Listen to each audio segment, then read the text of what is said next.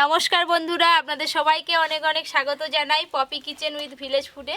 বেশ কদিন ধরে আপনারা সবাই অনুরোধ করছেন যে পপি দি ঢাকাই পরোটা তৈরি করে দেখাও। তো আপনাদের অনুরোধে আজকে খুব কম সময়ে এবং সহজ পদ্ধতিতে একদম দোকানের মতো কিভাবে ঢাকাই পরোটা তৈরি করা যায় সেটাই আজকে আমি আপনাদের দেখাবো। আর পপি কিচেনে আজকে প্রথম ঢাকাই পরোটা হবে, একদম দোকানের মতো মুচমুচে হবে। আপনারা দয়া করে পুরো ভিডিওটা দেখতে থাকুন। আর তার সঙ্গে থাকবে স্পেশাল একটা ঘুগনির রেসিপি। ঢাকাই পরোটার সঙ্গে ঘুগনি নাহলে ছোলার ডাল নাহলে কিন্তু ভালো লাগেনি খেতে।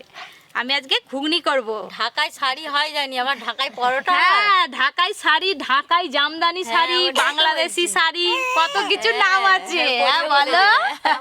আমার জিনিসের হ্যালো বন্ধুগণ, শুনে থাকুন। আজকে হবে ঢাকাই পরোটা আর হবে ঘুগনি। এরপরই এবার তুমি দাদুর কোলে যাও, আমাকে ময়দাটা মাখাতে হবে। ধরো দাদু, চলা ভালো করে নাও। আম ধরি। হ্যাঁ, দাদুর কাছে গেলেই কান। এই যে ঘুগনির জন্য এরকম আলু কাটবো। কে আমি মুখে থেকে আগে দেখে নিয়েছে দাদু। কে গো? ঘুগনির জন্য আগের দিন রাতে আমি মটর ভিজিয়ে রেখেছিলাম, সুন্দর ভিজে গেছে।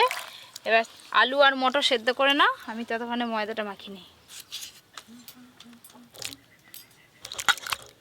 ময়দা, লবণ আর দেবো চিনি। ঢাকাই পরোটার জন্য আজকে ময়ামে আমি ঘি দেব। আপনারা চাইলে সাদা তেলও দিতে পারেন, তবে ঘি দিলে ঢাকাই পরোটার স্বাদও যেমন ভালো হয় আর মুচমুচেও হয় ভালো। ঘি দোকানে করলে ঘি দেয়নি, যেহেতু বাড়িতে করে খাবো তাই ঘি দিলে ভালো স্বাদ হবে। যে খুব ভালো করে মিশিয়ে নেব ময়দার সঙ্গে। দাদুর কলটা পছন্দ হয়নি? দাদুর কল একটু পছন্দ হয়নি? দাদু বকানি, কথা বলেনি। হ্যাঁ, না, একটু যে গরম ছুটছে দিয়ে। শুকনো অবস্থায় খুব ভালো করে এইভাবে ময়াম মাখিয়ে নিতে হবে। দাদু বলো। এই উনুন ধরালাম, আরে গড় করো। জল ঘিয়ের সঙ্গে খুব ভালো করে ময়াম হয়ে গেছে। এই যে ময়দাগুলো একদম ঝুরো ঝুরো হয়ে গেছে। এবার জল দিয়ে মাখিয়ে নেব। জল অল্প অল্প জল দেবো আর মেখে নেব এইভাবে। এবার রাতে ভেজানো মটরগুলো দিয়ে দেবো, কেটে ধুয়ে রাখা আলুও দিয়ে দেবো, লবণ, হলুদ। দাদু বলো। ঘুগনি আর ঢাকাই পরোটা তাই হবে। তোমার আমার খাওয়ার প্রতিযোগিতা। তাই হবে না? আজকে হবে তোমার আমরা আমার first খাওয়ার হয়ে- প্রতিযোগিতা। কে ফার্স্ট হয়? এই তো প্রতিযোগিতা হোক, কিন্তু একটা যদি খাও আর প্রতিযোগিতা 2 করতে ঘন্টা হবে। বসে থাকতে হবে, সেটা খেতেই 2 ঘন্টা লাগবে তোমার। অল্প অল্প জল দিয়ে ধীরে ধীরে এইভাবে খুব ভালো করে মাখতে হবে।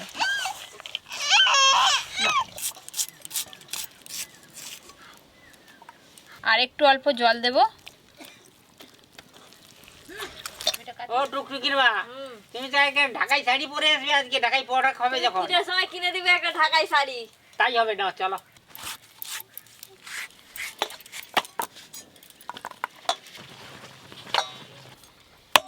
খুব ভালো করে ময়দা মাখিয়ে নিয়েছি, ওপর দিয়ে একটু সাদা তেল দিয়ে মাখিয়ে নেব। সাদা তেল, একটা সুতির কাপড় ভিজিয়ে নিয়েছি, এইভাবে চাপা দিয়ে রেখে দেবো খানিকক্ষণ। দিদি এবার উঠে পড়ো, যাই এবার ঘুগনিটা আমি করে নিই, আর এদিকে তুমি মশলাটা করে ফেলো। আদা রসুন একসঙ্গে বেটে নেব, আদা রসুন।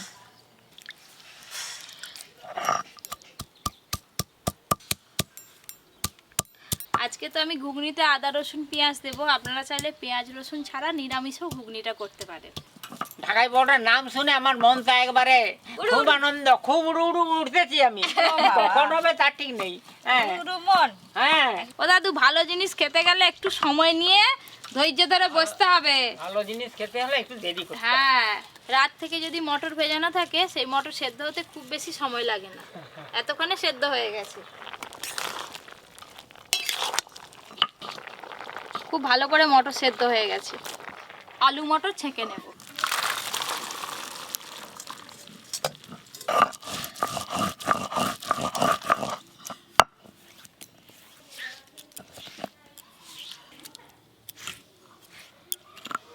এবার সর্ষের তেল দেব। ফোড়নে দেব গোটা গরম মশলা আর একটা শুকনো লঙ্কা। আর দেব তেজপাতা। এবার দেব মুড়ি পেঁয়াজ কুচি।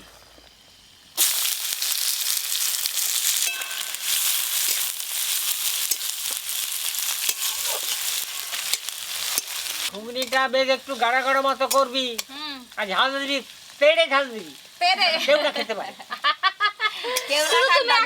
হ্যাঁ, মুড়ি পেঁয়াজ দিয়ে যে কোনো রান্না করলে সেই রান্নার স্বাদ সবসময় ভালো হয়, কারণ মুড়ি পেঁয়াজের ঝাঁঝটা খুব বেশি তো। এই যে হালকা করে ভেজে নিয়েছি, ওপর দিয়ে আদা রসুন বাটা দেবো। আদা রসুন বাটা, অল্প একটু হলুদ গুঁড়ো, পেঁয়াজ আদা রসুন দিয়ে ভালো করে কষে নিয়েছি। এবার গুঁড়ো মশলা দেবো, জিরে গুঁড়ো, লঙ্কা গুঁড়ো, টমেটো কুচি, অল্প লবণ, অল্প একটু জল দেবো। জল,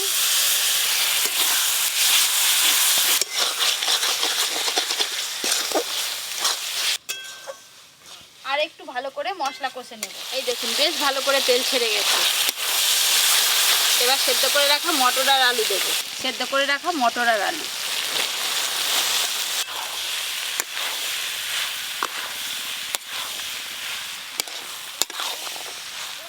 এইভাবে মশলার সঙ্গে আলু আর মটর একটু কষে নেব, তারপর জল ঢালব। এই দেখুন মশলার সাথে আলু আর মটর খুব ভালো করে কষানো হয়ে গেছে।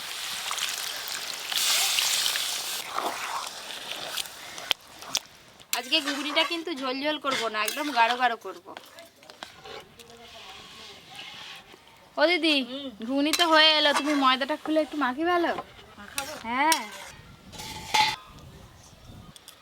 পপি খুব সুন্দর মাখিয়েছো গো, একদম নরম হয়ে আছে। ওরকমই লাগবে। আর একবার ভালো করে সেনে নেব।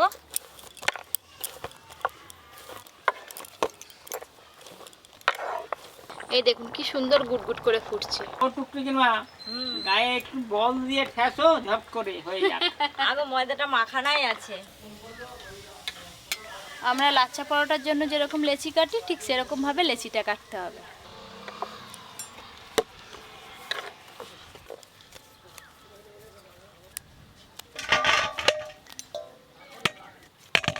এদিকে ঘুগনিও রেডি হয়ে গেছে, এবার ঢেলে নেব। দাদু, ঘুগনি তো হয়ে গেল, আর ঢাকাই পরোটা করতে কতক্ষণ? এই ঘুগনিটা লুচি দিয়ে বলুন, মুড়ি দিয়ে বলুন, সবকিছুর সাথেই খেতে কিন্তু দারুণ লাগবে। আমি জানলা যে চিকে করে দুটো মুড়ি নিয়ে এসেছি। আমার ঘর থেকে নিয়ে আসো কেন? যাও। ঢাকাই পরোটার মেন হচ্ছে যে বেলা। হ্যাঁ, কিভাবে ঢাকাই পরোটা করে? ঢাকাই পরোটা বেলার আগে কর্নফ্লাওয়ার আর সাদা তেলের একটা ব্যাটার তৈরি করব। কর্নফ্লাওয়ার, সাদা তেল,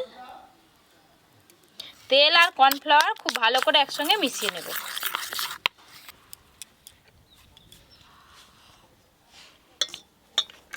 এই যে জিনিসটা তৈরি করতেছে, এইটা দিলেই পাট করে ছাড়বে। এই যে এরকম ভাবে কিন্তু ব্যাটারটা তৈরি করতে হবে। এই দেখুন পুরো ডালদা ঘিয়ের মতো হয়ে গেছে, এরকম করেই মাখতে হবে। এবার ঢাকাই পরোটাগুলো বেলে নেব, অল্প একটু তেল দিয়ে বেলবো।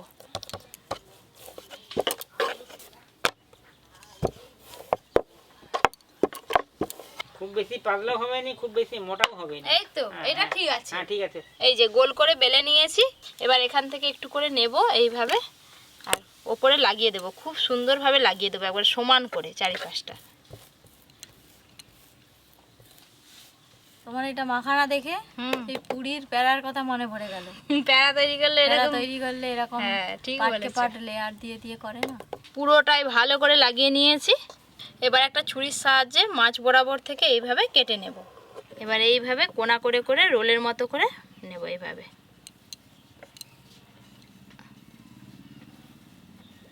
এক সমানভাবে রোল করার চেষ্টা করব।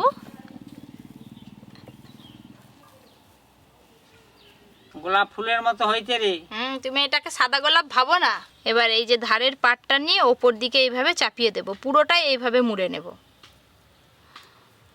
পানের খিলির মতো করে। বেনারসি পান খাবে নাকি?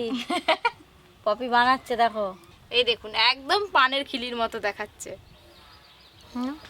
এবার ছুরির সাহায্যে পেছন দিকটা একটু কেটে নেব। পেছন দিকে এই যে এতটা করে কেটে নেব। দেখতে পাচ্ছেন এখানে লেয়ারগুলো কত সুন্দর স্পষ্ট বোঝা যাচ্ছে। এবার ওপর দিয়ে অল্প একটু সাদা তেল দিয়ে দেব। এইভাবে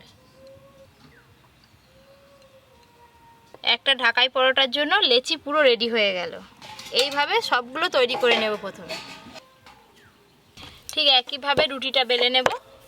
ঢাকাই পরোটা হচ্ছে, বুঝতে পারছেন তো কিভাবে পাটগুলো ঘুরোচ্ছে, এমন করে করে করে করে মুড়ে দিচ্ছে। আবারও একই রকমভাবে লাগিয়ে নেব। পুরোটাই সমানভাবে লাগিয়ে নিতে হবে। আবারও ছুরির সাহায্যে মাঝ বরাবর কেটে নেব। এই জায়গাটা কিন্তু একবারও স্কিপ করবেন না, একটু ভালো করে লক্ষ্য করে দেখুন কিভাবে ঘুরাচ্ছি। একদম আলতু হাতে ঘুরিয়ে নিতে হবে এইভাবে। এই দেখুন আবার কিন্তু গোলাপের মতো হয়ে গেল। এবার এই কোণটা এভাবে চাপিয়ে ওপরটা এভাবে মুড়ে মুড়ে নিতে হবে। আবার একই রকমভাবে পেছন দিকটা কেটে নেব। সাদা তেল,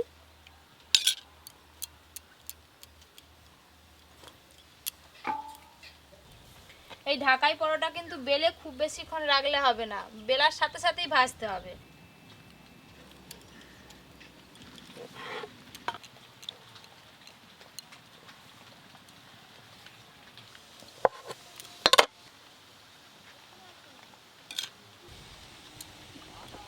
দাদু এবার তেল গরম হবে। তুমি তেল দিয়ে দাও, পুরো তেলটাই দিবে, অনেক তেল লাগবে। তেল লাগবে, সাদা তেল। এই দেখুন আবারও একটা হয়ে গেল। দেখে মনে হচ্ছে একদম কুলফি। দেখো দুটো স্টেপ তো আপনারা দেখলেন, এবার 3 নম্বর স্টেপে ঢাকাই পরোটা বেলা হবে। এই যে এইভাবে হাতের সাহায্যে হালকা করে চাপ দিয়ে একটু গোল করে নেব। এই যে এইভাবে এবার বেলে নেব। হালকা হাতে বেলতে হবে যেন লেয়ারগুলো এই যে ভালোভাবে বোঝা যায়। হালকা হাতে এইভাবে বেলে নেব। এই যে ঢাকাই পরোটা একটা বেলা হয়ে গেল।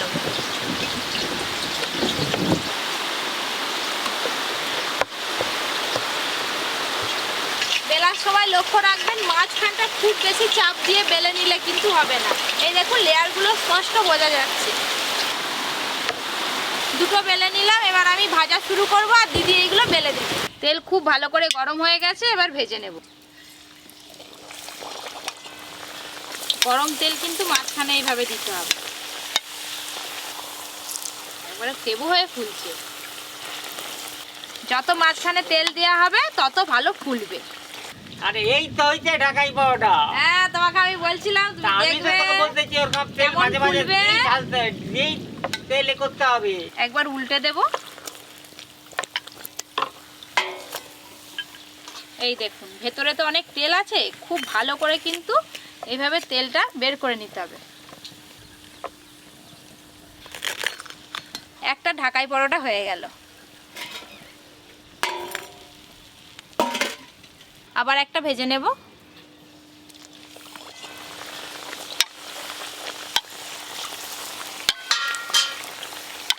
যত মাঝখানে তেল দেওয়া হবে তত ভালো ফুলবে। এবার একবার উল্টে দেব। ফুলেছে দেখেছো?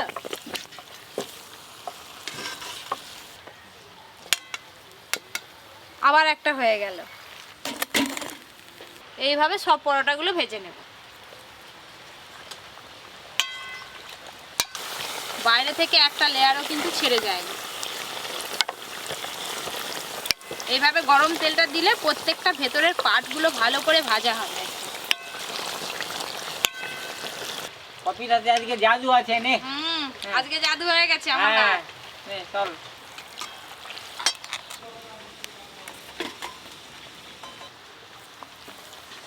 পরোটাটা দেওয়ার সাথে সাথেই মাঝখানে এরকম করে গরম তেল দিতে হবে।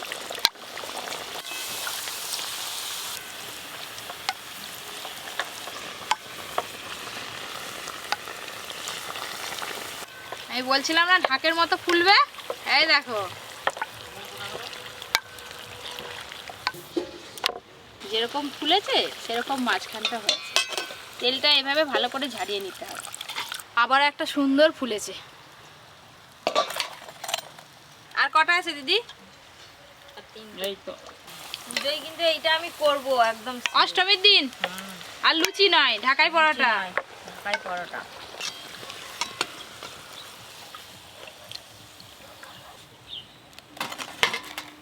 হ্যালো বন্ধুগণ, দেখলেন তো কিভাবে ঢাকাই পরোটা হলো।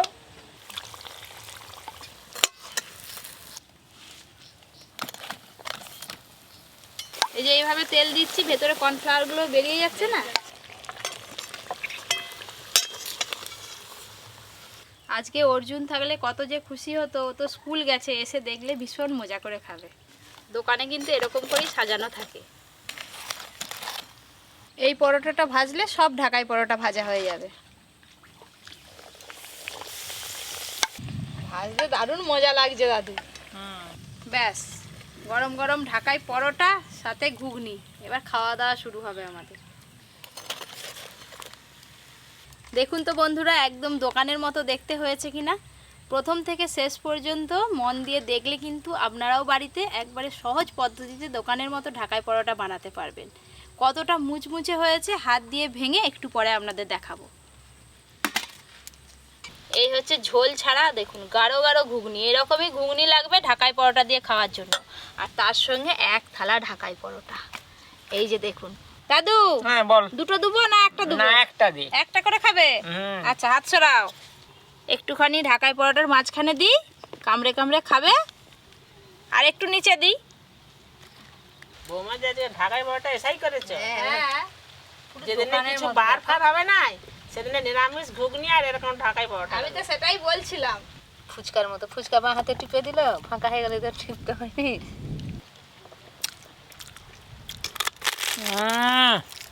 খাস্তাও হয়েছে বেশ।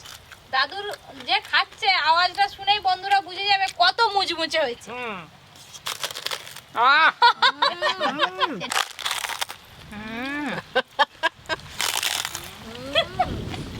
আজ মনে হয় রান্নাঘর কাঁপিয়ে দিচ্ছে। কিন্তু হাঁটা খুব বড় করে করতে। একটা ঢাকাই পরোটা ভেঙে আপনাদের দেখাবো কতটা মুচমুচে হয়েছে। এই দেখুন, পুরো একদম পাঁপড় ভাজার মতো গুঁড়ো হয়ে যাচ্ছে। প্রত্যেকটা পাপড়ি যেন ছেড়ে ছেড়ে গেছে, দেখেছো? ঢাকাই পরোটা ও এরকমই হয়। যা লাগবে না খেতে। আরে ঘুগনিটা যা ভালো হয়েছে নয়, খাবো। যদি বেশি থাকে আমি একটু ঘর নিয়ে যাবো।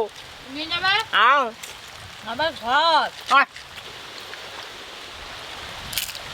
আর একটা না। না, আনবো নি। যা সুন্দর হয়েছে না, আমার তো ভাত এক মুঠো খেতে হবে। আজকের রেসিপি যদি আপনাদের ভালো লাগে অবশ্যই Poppy Kitchen with Village Food চ্যানেলটি সাবস্ক্রাইব করে পাশের ঘন্টিটা ক্লিক করবেন। সবাই খুব ভালো থাকবেন, সুস্থ থাকবেন, সাবধানে থাকবেন।